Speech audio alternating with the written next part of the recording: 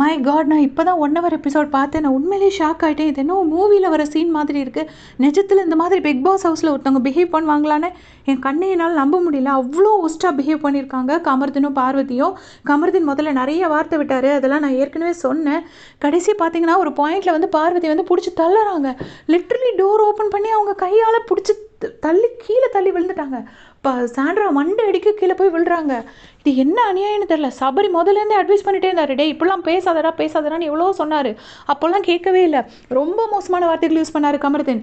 அதை ஜூமிங்கில் வச்சா ஃபேஸ் கேவலமாக இருக்குது. இவ ஒரு ஃப்ராடு, நீ யாருடி, நான் உன்னை செருப்பால் அடிப்பேன், செருப்பு பிஞ்சிரும், நாய் வெள்ளை பண்ணி காமம் பண்ணி தானே நீயும் குழந்தை பெற்ற, போய் பாத்ரூமில் போய் பண்ண, ரொமான்ஸ் பண்ணி தானே பெற்றீங்க, அப்படி இப்படின்னு என்னெல்லாமோ பேசினார். செருப்பு பிஞ்சிரும், செருப்பால் அடிப்பேன்லாம் சொன்னார். அப்புறம் அவங்க பிரஜன் ஏதோ சொல்லியிருப்பாங்க போல இருக்கு. பிரஜன் வந்து அடுத்த வாரம் வந்து உனக்கு தருவாருன்னு சொன்னதுக்கு, ஆமாம் பிரஜன் வந்து கொடுப்பாரு, பிரஜனனாவே கல்யாணத்துக்கு முன்னாடி 3 லவ் பண்ணியிருக்காரு அப்படின்னு சொல்லிட்டு சொன்னாங்க. அப்புறம் செருப்பை சாணியில் முக்கி அடிப்பேன்னு சொன்னாங்க. அந்த மாதிரி நிறைய வார்த்தைகள் யூஸ் பண்ணிட்டு இருந்தார். அதுதான் நம்ம லைவில் தான் பார்த்துட்டு இருந்தேன். நான் திடீர்னு தான் 1 ஹவர் எபிசோட் ஸ்விட்ச் பண்ணேன். பார்த்தா அங்கே வந்து அவ்வளோ பிடிச்சி தள்ளிட்டாங்க. விழுந்த உடனே விக்ரம் வந்து ஆல்ரெடி எவிக்ட் ஆகிட்டார் போல, கார் விட்டு இறங்கிட்டார் போல இருக்கு. அவர் சைடில் ஒரு பீன் பேக்கில் உட்காந்துருக்காரு. ஓடி போய் பிடிக்கிறாரு. விக்ரம் பிடிச்சி இது பண்ணுறாரு. சபரி டக்குன்னு இறங்கிட்டார். அடுத்த செகண்டே வந்து கானா வினோதனாவும் அந்த பக்கம் இறங்கிட்டார். இறங்கி எல்லோரும் ஓடி வராங்க. இங்கே எடுத்துகிட்டு சாண்ட்ரா தூக்கிட்டு ஃபிட்ஸ் வந்துருச்சோ என்னோ தெரில, சாண்ட்ரா அப்படி இதாகிட்டாங்க. அப்போ வந்துட்டு கமர்தன் உள்ளே வந்துட்டு சொல்கிறாரு, தள்ளி விட்டதுக்கெல்லாம் எவ்வளோ ட்ராமா போடுறாங்க பாரு, பயங்கரமாக ட்ராமா போடுறாங்க அப்படின்னு சொல்லிட்டு கமர்தன் சொல்கிறாரு.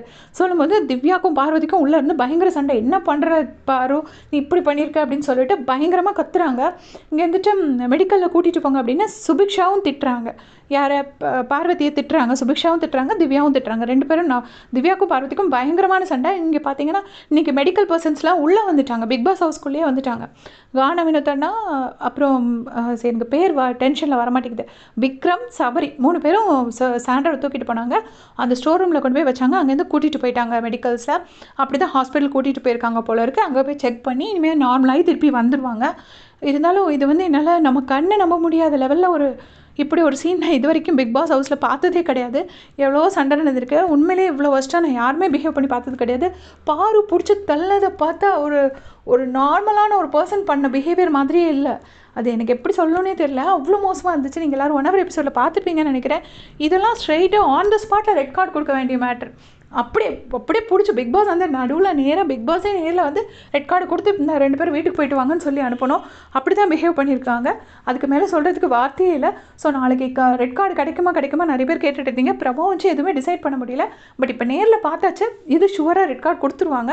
அப்படி தான் நான் நினைக்கிறேன். அதை பற்றி உங்களுடைய கமெண்ட் சொல்லுங்கள். தேங்க்ஸ் ஃபார் வாட்சிங்.